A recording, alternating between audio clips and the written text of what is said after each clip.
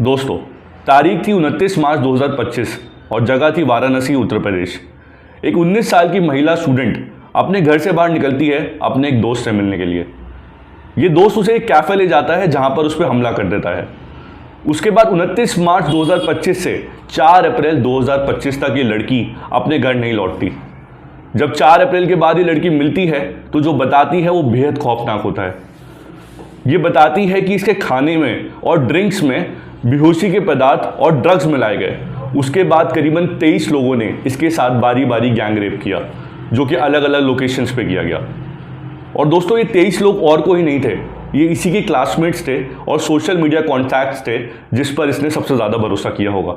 ये खौफनाक इंसिडेंट हमें 2012 के निर्भया रेप केस की याद दिलाता है, जिसमें पूरा देश सड़कों पर उतर गया था महिलाओं के इंसाफ के लिए।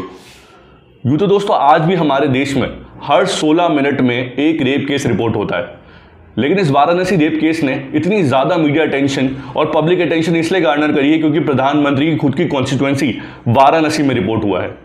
इतना ही नहीं, प्रधानमंत्री मोदी ने अपनी वाराणसी विजिट में 11 अप्रैल 2025 को ऑफिशियल्स को ये स्ट्रिक्ट इंस्ट्रक्शन दिए हैं कि इस पे स्ट्रिक्ट एक्शन लिया जाए और ऐसे एक्शन लिए जाए जिससे ऐसे केसेस फ्यूचर में ना हो।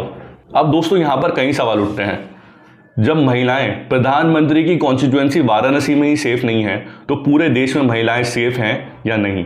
एनसीआरबी का डेटा इस पे क्या कहता है?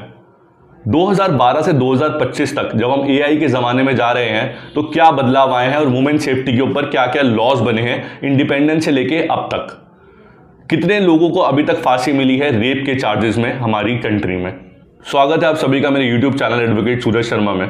मैं हूं आपका फ्रेंडली एडवोकेट। तो चलिए इन सवालों के जवाब जानते हैं।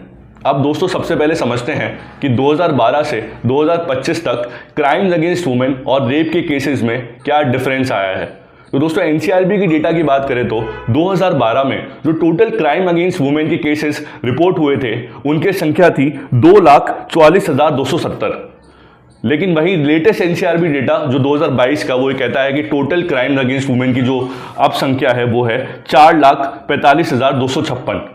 तो दोस्तों, अगर इसमें परसेंटेज वाइज इंक्रीज की बात करें तो 2012 से लेकर 2022 तक यानी 10 सालों में 82.3% का क्राइम अगेंस्ट वुमेन के केसेस में इंक्रीज हुआ है। वहीं रेप के केसेस की बात करें तो 2012 का एनसीआरबी डेटा कहता है कि टोटल केसेस जो रिपोर्ट हुए थे वो थे 24,923। वहीं 2022 का लेटेस्ट एनसीआरबी का डेटा कहता है जो टोटल रेप केसेस रिपोर्ट हुए हैं वो है 31,516। तो टोटल रेप केसेस का जो 10 सालों में जो इंक्रीज हुआ है वो है 26.5% का। अब दोस्तों, यहाँ पर हमें एनसीआरबी का डेटा एक शॉकिंग बात बताता है। जैसे मैंने आपको बताया था, 2012 के एनसीआरबी डेटा के अकॉर्डिंग जो टोटल रेप केसेस रिपोर्ट हुए थे हमारे देश में वो थे 24,923। इसमें दोस्तों 98% अप्रॉक्स जो ऑफेंडर्स थे वो विक्टिम के नोन्स थे, जैसे कि फैमिली, फ्रेंड्स और नेबर्स। वहीं 2022 के एनसीआरबी के डेटा की बात करें तो टोटल रेप केसेस रिपोर्ट हुए थे 31,516। इसमें भी अराउंड 89% जो ऑफेंडर्स थे वो विक्टिम के नोन थे, यानी फ्रेंड्स, फैमिली और नेबर्स। तो यहाँ पर हम बात कर रहे हैं कि महिलाएं हमारे देश में सेफ हैं। तो यहाँ पर तो सवाल उठता है कि महिलाएं अपने घर में भी सेफ हैं, अपने परिवार वालों से और अपने दोस्तों से और अपने पड़ोसियों से। तो दोस्तों, आप समझते हैं कि देश की आज़ादी यानी 1947 से लेकर 2025 तक अलग अलग सरकारों ने महिलाओं के हित में कौन कौन से कानून बनाए हैं। तो सबसे पहला कानून है डाउरी प्रोहिबिशन एक्ट 1961। ये दहेज के लेने और देने को प्रतिबंधित करता है और इसमें 5 साल तक की सज़ा का प्रावधान रखता है। दूसरा कानून है indecent representation of women prohibition act 1986। इसमें बताया जाता है कि ये प्रिवेंट करता है derogatory portrayal of women in media and advertisements, और इसमें 2 साल तक की सज़ा का प्रावधान है और फाइन का प्रावधान भी है। तीसरा कानून है commission of Sati prevention act 1987।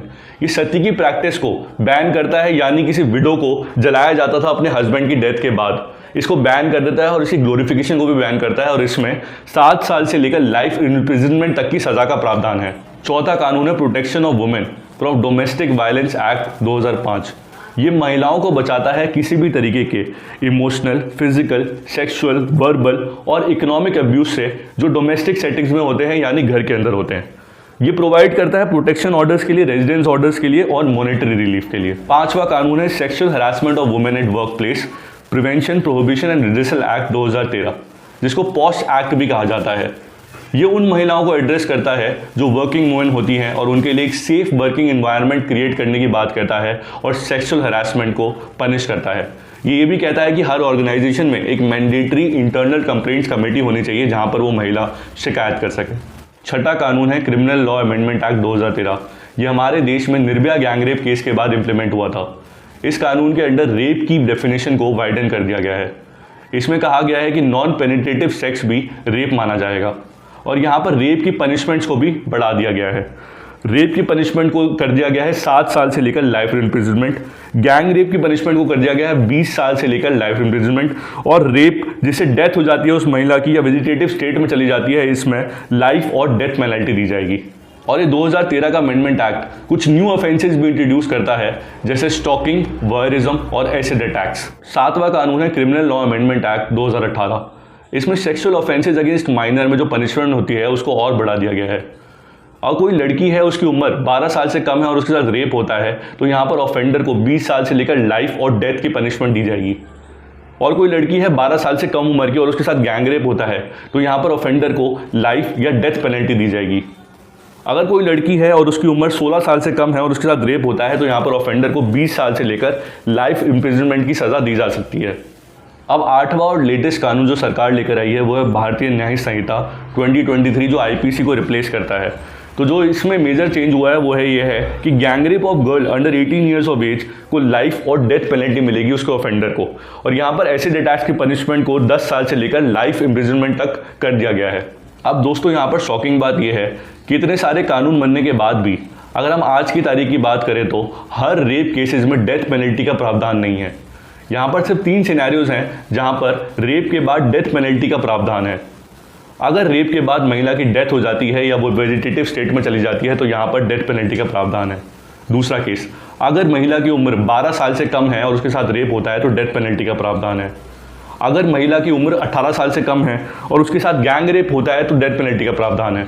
तो हमारे करंट केस में जो महिला है उसकी उम्र 19 साल है और उसके साथ गैंग रेप किया 23 लोगों ने, लेकिन कानून ये कहता है कि वहाँ पर ऑफेंडर्स को डेथ पेनल्टी नहीं होगी, ज़्यादा से ज़्यादा उनको लाइफ इम्प्रिजनमेंट हो सकती है। तो यहाँ पर हमारे लिए ज़रूरी है कि ये समझना कि रेप जो है बहुत हीनियस क्राइम है। तो हमारी सरकार को ये नहीं देखना चाहिए कि सामने जो औरत है उसकी उम्र क्या है, वो माइनर है या वो उसकी उम्र 18+ है। यहाँ पर हर रेप की पनिशमेंट डेथ पेनल्टी होनी चाहिए, तभी हम इन अपराधियों को काबू कर पाएंगे। अब दोस्तों कन्विक्शन रेट्स की बात करें तो एनसीआरबी का 2012 का डेटा हमें बताता है कि करीबन 16 से 24% लोग ही हैं जिनको रेप के केसेस में कन्विक्शन हुई हो।